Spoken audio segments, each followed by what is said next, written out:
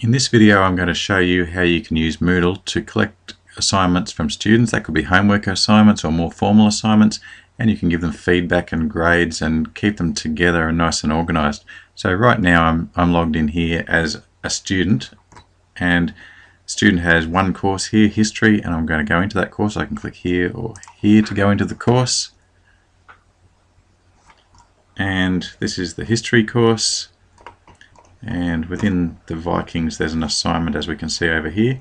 So I'm going to click into the Vikings topic, and I'm Steve's student, as you can see. I'm going to go into the Vikings assignment and I'm going to hand in my assignment. Okay, so there's a little bit of information here that tells Steve where he's at with it. No attempt yet, not graded, just over 4 days remaining. He's going to add his submission.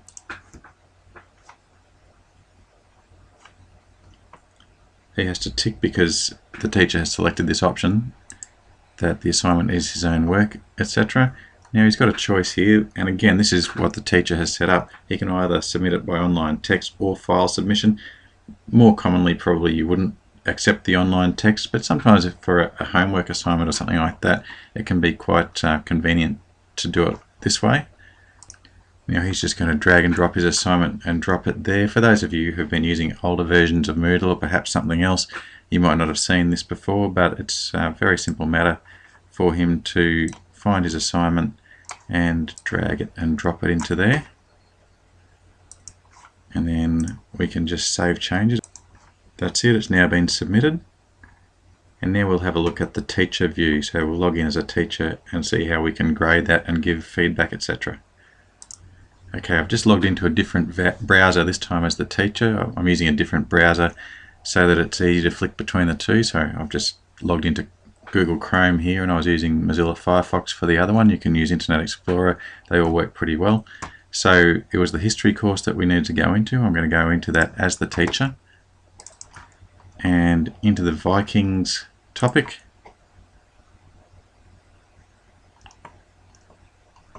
And there's the Vikings assignment, so I'm going to go into that one. Alright, so we have 5 participants, a couple submitted, 1 needs grading, so let's view and grade all submissions.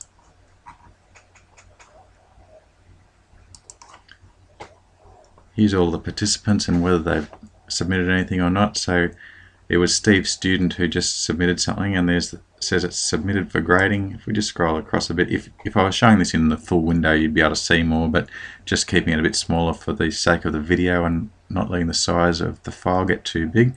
So I'm just scrolling across a little bit so you can see.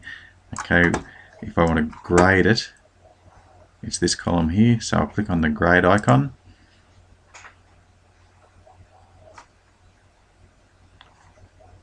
And there's the Viking assignment.pdf. Now, once I've had a look at it, I can add a grade. So A plus 2 minus is what I've set up for this one. I can give an overall comment. I can even annotate on the PDF. So I'm going to treat this one as a draft and give some feedback on it. So launching the PDF editor. After a few seconds, the assignment comes up, and I can scroll down and start to have a look at what Steve submitted. So looking now firstly just at the first page, which in this case is a cover sheet.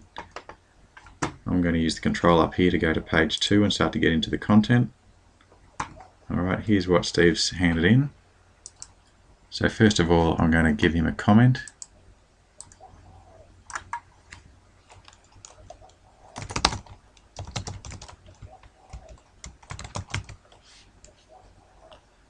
And as I do that, I can even add that to a quick list so that next time I want to use the same comment with somebody else, I can just grab it from there.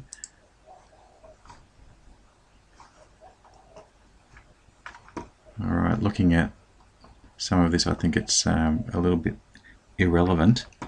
So I'm going to put another comment down there.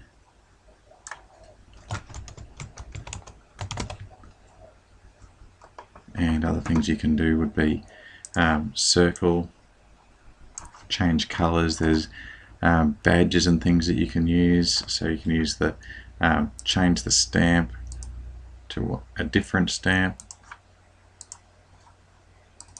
put ticks on and other little icons. That's probably enough for you to get the idea of how you can mark up the PDF. Now we'll close that, and the next time that Steve goes in, he'll be able to open up the annotated version of the PDF and see our comments. Now if you think back to what we used to have to do before that was available, the best way that we could comment on those assignments was to download them all, mark them up in something like Microsoft Word, and then upload them as response files, which was all quite time consuming. But this is much quicker and easier, and therefore will have more time to do better comments and give better feedback.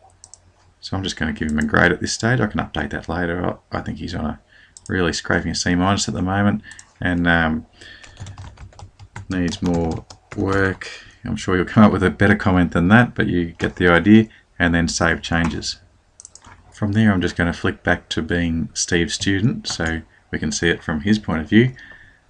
If he scrolls down and goes back into the Vikings assignment, notice that's been ticked off using activity completion as well.